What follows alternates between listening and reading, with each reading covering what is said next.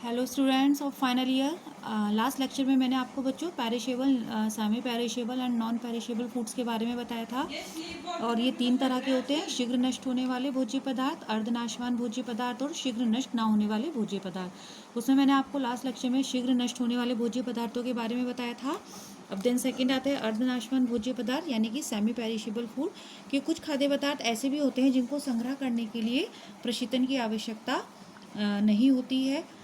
जैसे कि आलू है, प्याज है, आटा है, सूखे फल, सूखे मेवे, कठोर खाल वाले कुछ फल, दालें, सूखे मेवे आदि ऐसे होते हैं कि जिनको प्रशीतन करने की आवश्यकता नहीं होती है। इनका शेल्फ लाइफ जो होती है वो ज़्यादा होती है, लेकिन फिर भी इनकी शेल्फ लाइफ इतनी भी नहीं होती है कि ये बिल्कुल ताज़ा बने रहें।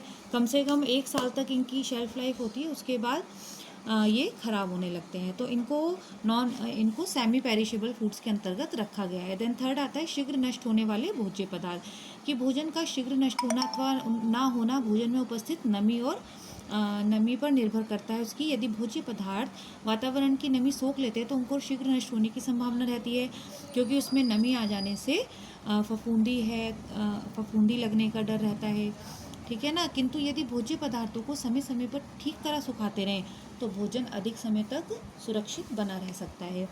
प्राय अनाज हैं, दालें हैं, सूखी फलियां हैं, चीनी, नमक, इमली तथा कुछ मसाले लगभग 1 वर्ष तक संग्रहित किए जा सकते हैं। तो नॉन पेरिशेबल फूड्स के अंतर्गत अनाज, दालें, सूखी फलियां, चीनी, नमक, इमली और कुछ मसाले आते हैं जिनको हम धूप में सुखाकर आराम से संग्रहित कर सकते हैं।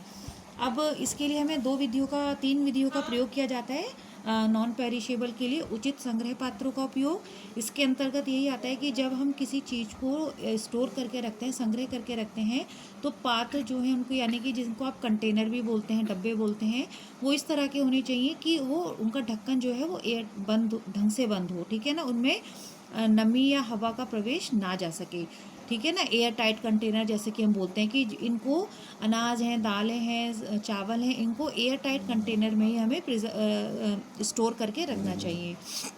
देन दूसरा आता है कीटनाशक दवाइयों का प्रयोग।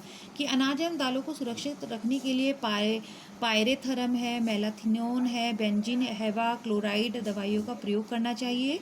लेकिन अनाज व दालों का प्रयोग करते समय जब हम अनाज व दालों में इन कीटनाशक दवाइयों का प्रयोग करते हैं, लेकिन जब हम उसको खाने के लिए पकाते हैं तो उनको अच्छी तरह से साफ करके धोकर ही उनका प्रयोग करना चाहिए। देन सी पॉइंट है बच्चों कीटनाशक रसायन का प्रयोग। कि कुछ कीटनाशक रसायन पदार्थ भी होते हैं जिनकी मात्रा से प्रयोग से ही थोड़ी मात्रा ही प्रभावपूर्ण रहती है।